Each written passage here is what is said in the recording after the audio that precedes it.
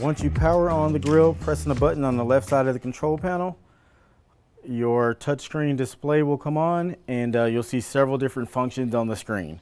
The first thing you're going to want to do when you open the screen up is press the unlock button for 3 seconds, and it'll allow you to utilize the different functions on the screen.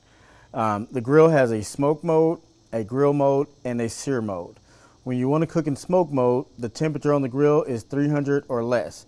When you want to do grill mode, the temperature on the grill is 300 or more. So for this video, we're going to set the temperature to 350, and we're going to start the grill in grill mode. Once you're ready to start the grill, you press this green button. Once you start the grill, it'll turn into a flame. When that flame is on, that signifies that the igniter is on the grill. By default, the igniter will stay on for 300 seconds. So you'll hear the pellets fall for a few seconds, and then they'll stop falling until the igniter ignites the pellets and the flame will turn into a stop sign. Once that flame turns into a stop sign, you can continue to use the grill for as long as you need for your cook, and when you're ready to finish, you can press the stop sign button and the grill will go into cool down mode. Now, the important part of cool down mode is it'll burn off all the residual pellets in the burner pot, so the next time you go to start the grill, you don't have too many pellets that will cause the grill to overheat. Now, in addition to starting up on smoke mode and grill mode, you also have the sear mode function. And whenever you use the sear mode, you want to make sure you use the sear grate that comes included with your grill. Once you press the sear mode button, it will automatically start to ignite the grill. You can set it to high, medium, or low.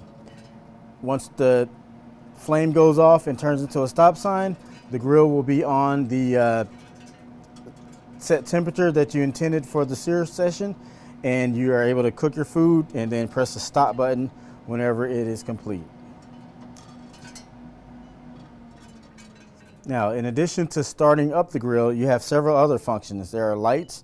Once you press the button, the lights come on inside the grill, and when the button turns green, that signifies that the lights are on. To set the target temperature on the grill, you can press the white digits in the center and set the screen, the temp, to whatever you desire. You can also fine tune by pressing the yellow buttons to either side of the target temperature.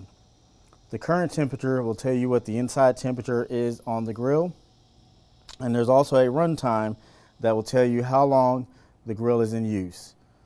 In addition to the run time, you do have a timer that you can set.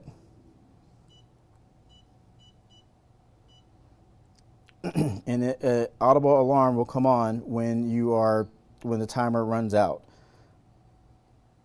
There's also a settings button on the grill. The default passcode is 1234, and then these are the default settings that are going to be on your grill whenever you get started.